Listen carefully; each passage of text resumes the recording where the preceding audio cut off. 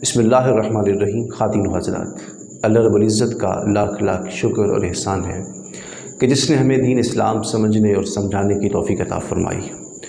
خواتین و حضرات، آج میں ایک اہم ٹاپک کے ساتھ آپ کی خدمت میں حاضر ہوں، معاشرے میں جس کی اصلاح بہت ہی اہمیت کی حامل ہے۔ آج کا میرا عنوان ہے ہمسائے کے حقوق۔ ویسے تو قرآن و حدیث میں ہمسائے کے بارے میں بہت سے مقامات پر حقوق کی ادائیگی کا ذکر کیا گیا ہے، اور آقا علیہ السلام نے ہمسائے کے حقوق کی ادائیگی کو ایمان کا حصہ قرار دیا ہے۔ صحیح بخاری کی روایت ہے، حضرت ابو شریح اس حدیث کو روایت کرتے ہیں، حضور نبی اکرم صلی اللہ علیہ وسلم نے ارشاد فرمایا، خدا کی قسم وہ ایمان والا نہیں ہو سکتا، خدا کی قسم وہ ایمان والا نہیں ہو سکتا، خدا کی قسم وہ ایمان والا نہیں ہو سکتا۔ 3 مرتبہ آقا علیہ السلام نے یہ فرمایا کہ خدا کی قسم وہ ایمان والا نہیں ہو سکتا۔ عرض کی کہ یا رسول اللہ، کون ایمان والا نہیں ہو سکتا؟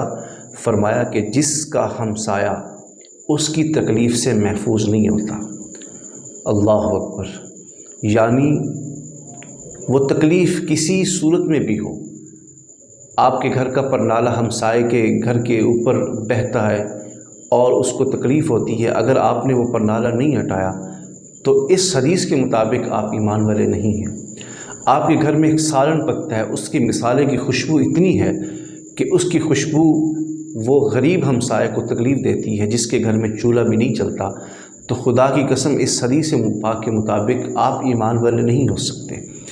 آپ کا ہمسایہ آپ کی جو ہے وہ گفتگو سے، آپ کے باتوں سے، آپ کے چال چلن سے اس کو تکلیف ملتی ہے، آپ کے روز و شب کے معاملات سے اس کو تکلیف ملتی ہے، تو پھر یاد رکھیں اس حدیث پاک کے مطابق آپ ایمان والے نہیں ہو سکتے۔ ایک حدیث پاک کا مفہوم ہے، آقا علیہ السلام کی بارگاہ میں ایک عورت کا ذکر کیا گیا۔ عرض کی یا رسول اللہ صلی اللہ علیہ وسلم، ایک عورت ہے جو اعمال میں تو بہت مضبوط ہے، فرائض کے اندر بھی کوئی کوتاہی کمی نہیں ہے، لیکن اس کے ہمسائے جو ہیں اس کی تکالیف سے اس سے پریشان ہیں، تو آقا علیہ السلام نے فرمایا ہے یا فی النار، وہ جہنم کے اندر جائے گی۔ ایک اور عورت کا ذکر کیا گیا، عرض کی یا رسول اللہ صلی اللہ علیہ وسلم، ایک عورت ہے جو اعمال میں تو کمزور ہے، کمی کوتاہی ہوتی ہے، لیکن اس کے ہمسائے جو ہیں وہ اس سے خوش ہیں، وہ ہمسائوں کو تکلیف نہیں دیتی، رشتہ داروں کو بھی تکلیف نہیں دیتی، تو آقا علیہ السلام نے فرمایا ہے یا فی الجنہ، وہ جنت میں داخل ہو گئی۔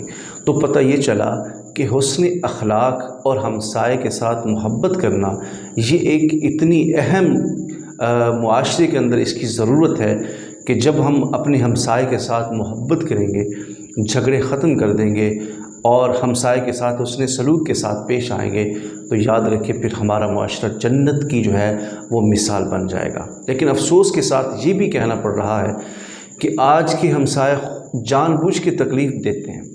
وہ کس صورت میں؟ اگر آپ نے اونچی آواز میں گانا چلایا اور دوسرے ہمسائے کو تکلیف پہنچتی ہے، تو یاد رکھیں پھر اس حدیث کے مطابق آپ ایمان والے نہیں ہو سکتے۔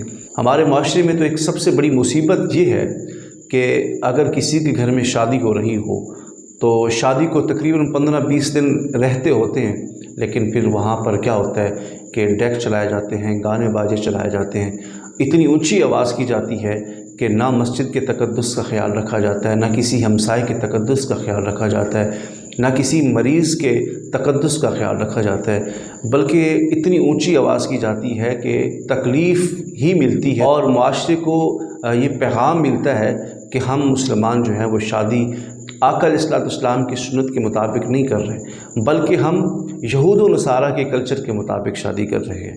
اور میں یہ درخواست کروں گا خاص کر تمام حضرات کو کہ اس جو ہے مصیبت کو جڑ سے ختم کریں۔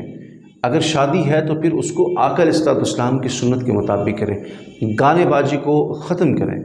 یہ ہمسائے کا سب سے بڑا حق ہے کہ وہ دوسرے ہمسائے کا خیال رکھے، مریض کا خیال رکھے، مسجد کا خیال رکھے، اور اگر ہمسایوں کے درمیان کسی بھی بات پہ غلط فہمی کے اوپر چپکلش ہو جائے، کوئی لڑائی ہو جائے، تو اس کا طریقہ یہ ہے کہ اس لڑائی کو طول نہ دی جائے، بلکہ آپس میں افہام و تفہیم کے ساتھ اس مسئلے کو حل کر کے آپس میں صلح کی جائے۔ صحیح مسلم شریف کی ایک اور روایت ہے، حضرت ابو ہریرہ رضی اللہ تعالی عنہ سے روایت ہے، آقا علیہ الصلوۃ والسلام نے فرمایا کہ قیامت کے روز اللہ تبارک و تعالی فرمائے گا، اے ابن آدم، میں بیمار ہوا تھا، تو نے میری عیادت کیوں نہیں کی؟ بندہ عرض کرے گا، مالک تو اس ہر بیماری سے، ہر عیب سے پاک ہے، تو رب العالمین ہے، کائنات کا مالک ہے، تو کیسے بیمار ہوا؟ اللہ تعالیٰ فرمائے گا، کیا تجھے معلوم نہیں کہ میرا فلاں بندہ بیمار تھا، اگر تو اس کی عادت کرتا تو مجھے اس کے پاس پاتا۔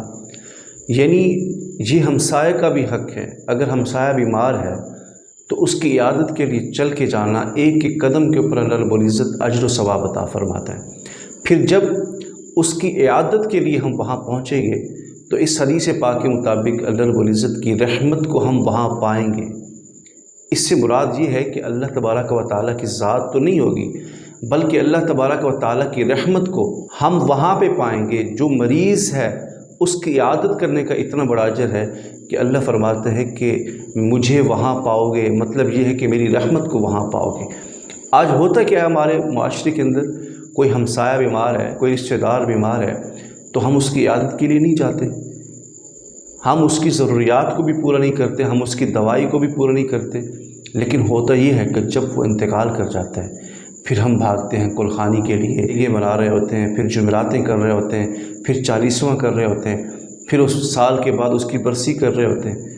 یعنی یوں سمجھ لیجئے کہ جب وہ زندہ تھا تو اس کی دوائی کے لیے کسی کے پاس پیسے نہیں تھے، جب وہ مر گیا تو پھر اس کے لیے دیگیں بنائی جا رہی ہیں۔ اللہ تبارک و تعالیٰ کو دیگوں کی ضرورت نہیں ہے کہ بندہ مر جائے اس کے ایصال ثواب کے لیے آپ دیگیں بنا دیں، بلکہ اللہ تو یہ فرماتا ہے، حضور یہ فرماتے ہیں کہ کوئی بندہ بیمار ہے، رشتہ دار ہے، ہمسایہ ہے، مسلمان ہے، تو آپ اس کی عادت کریں، میری رحمت کو وہاں پائیں گے۔ پھر اللہ فرمائے گا، اے ابن آدم، میں بھوکا تھا، تو نے مجھے کھانا نہیں کھلایا۔ بندہ عرض کرے گا، مالک تو کھانے سے پاک ہے۔ اللہ فرمائے گا، جو فلاں شخص بھوکا تھا اس کو تو کھانا کھلا دیتا تو سمجھ لیتا کہ تو مجھے وہاں پاتا۔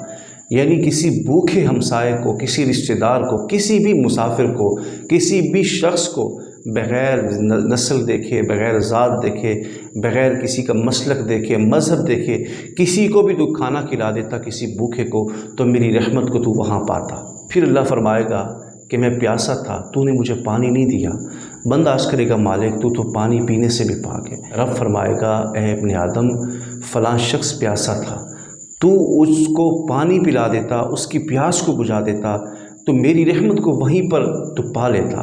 بزرگ فرماتے ہیں کہ جو بندہ کسی پیاسے کو پانی پلاتا ہے، اگر سمندر کی جھاگ کے برابر بھی گناہ ہوں گے تو اللہ اس کو معاف فرما دے گا۔ اگر کسی ہمسائے کو کسی سے کوئی غلط فہمی ہے، کوئی تکلیف پہنچی ہے، تو بجائے اس کے کہ آپ 4 بندوں میں بیٹھ کے اس کی گلہ کرنا شروع کر دیں، ایسا نہیں ہوتا، یہ ایمان والے کا کام نہیں ہے۔